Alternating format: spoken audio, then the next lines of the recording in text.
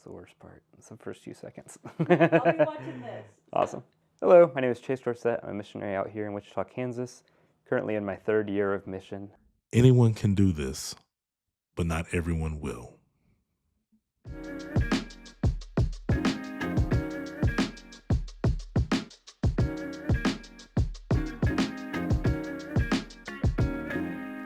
I originally grew up in Mobile, Alabama. I went to a small Catholic high school down there, and it really wasn't until halfway through my freshman year that I felt like I really encountered my faith for the first time. I met the campus minister at my school, and just the investment that he had in my life, I felt like it was just someone that I could really trust, someone that I could turn to, someone that I knew would really see me for who I was and who I desired to be. He really introduced the faith to me, and really in a lot of ways I kind of have really tried to model my life based off of the impact that he had on me. Once I graduated high school, I knew that I wanted to serve in some sort of ministry. I wanted to do some sort of mission work. And so I went to Franciscan University where I studied theology and philosophy. And throughout my time there, I just had this growing desire to love my neighbor. I had this growing desire. If I had any slogan, it would be love thy neighbor. And I just had this feeling that there was some way that God was calling me to love that was going to be different than what I expected. I had always kind of thought I was going to go the youth ministry route. I'd go to college and then perhaps go back home and work for a parish. Perhaps I would go elsewhere and do some sort of some sort of missionary apostolate. But everything I tried was good, but it wasn't quite there. There was always this element of every ministry I did that there was something that was slightly missing. I was really, really blessed to do so many incredible retreats and ministries and help out with all these things, but there was this part of my heart that realized there was something greater out there, that there were people that I was not meeting, that there were people that I was not seeing, there were people I was not encountering. And it really wasn't until I first met Vagabond through the founder, Bob, whenever I was at Steubenville, that it kind of all clicked. But I just remember each day was just this is awesome. I was hanging out with kids from the local public schools, and really I was hanging out with kids that may have never ended up in the Catholic Church. And I remember one night we went to adoration, and it was the most distracted, chaotic adoration. The kids are the whole time, it's hey, let's not do this, let's not do this, let's not do that. But I just remember being this is the whole point. This is what we're doing. The fact that these kids that we met that may have never had this opportunity, these young people that were able to step into a church and have adoration and see the Lord, I was does it get any better than this, And then a couple years passed, and it got to graduation time, and I was kind of well, I don't know what to do now. And I had a handful of different ministries that I was discerning, and I just remember kind of coming back to these experiences and just coming back to the reality that God was calling me to serve many people that perhaps were not being reached. He was calling me to perhaps go after the one, to go and seek those that perhaps don't have the same opportunities or the same resources that I was able to grow up with.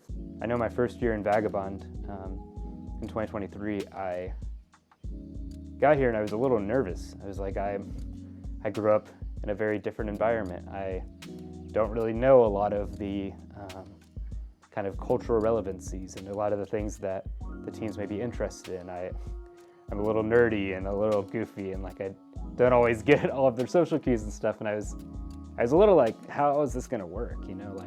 Are they gonna like me? Are they gonna listen to me? Am I just, is this just gonna be weird? And I remember pretty quickly just realizing it's actually really good that I am the way that I am. It is really good that I bring all of these gifts and these quirks and these little components that make me who I am, because that's what the teens need to experience. They need to experience who God created me to be, because ultimately it invites them to be whoever God created them to be.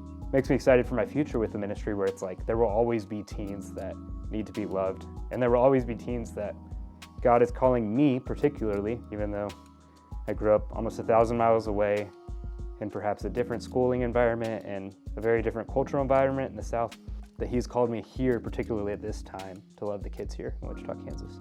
Yeah, whenever I reflect on perhaps some challenging moments in mission, I'm immediately reminded during my first year, there was a teen that I'd been working with for several months, and his family situation became really dire.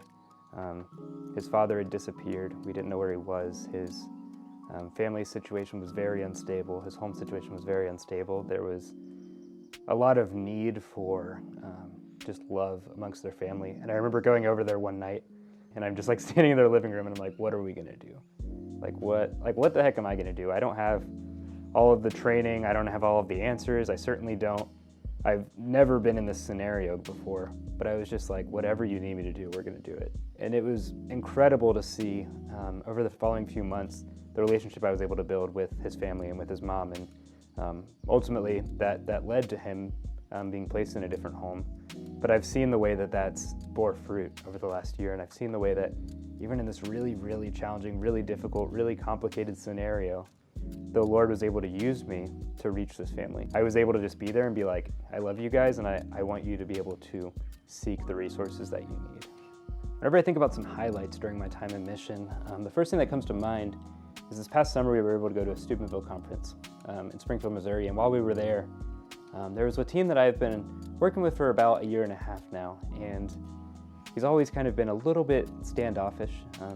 He's had a pretty harsh upbringing, which I think has really impacted his capacity to receive love and to ask questions about Christ and kind of come to these realizations, that he is loved and that he is worthy. And I remember during the conference, afterward, he confided to me, he's like, during adoration, I felt a hand on my shoulder, and I felt this peace I've never felt before.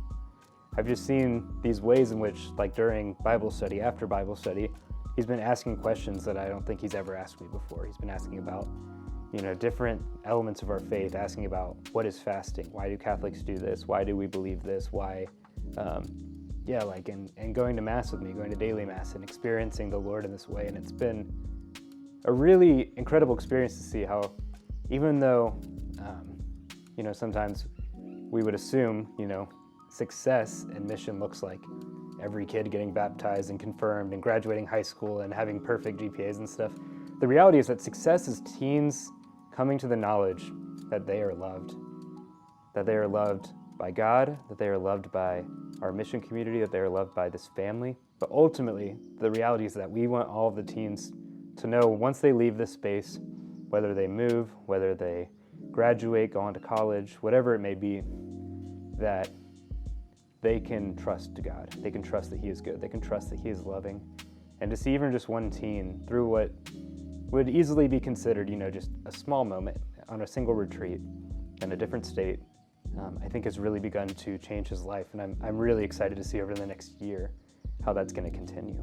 I think whenever I reflect on how Vagabond has changed me, I remember my first year, I got really overwhelmed really often with the teens. And I remember I was constantly on expert security mode. I was every single thing that the teens did, I was trying to micromanage everything. And then I remember one day, God just convicted me of I just need to love these kids. I need to receive them. God willing, you decide to become Catholic, and there will be certain things that are asked of you, but that he wants you as you are right now. He wants you to come before him as you are. If there's anything that's been stirring in your heart that inspires you to want to discern being a missionary or being a part of our staff, I also just want to encourage people just to apply, try it out. I have applied to a lot of things in my life, and ultimately the Lord has spoken through closed doors sometimes. The reality is, in discernment, whenever we're considering things, sometimes the Lord asks for us to, like he says in scripture, put out into the deep, duc and altum, to be a little bold, to be a little courageous. This mission life is amazing. It's really challenging, but it's really, really beautiful. Even just a couple years of mission, you would be amazed the impact that can have on your life. So that's my encouragement.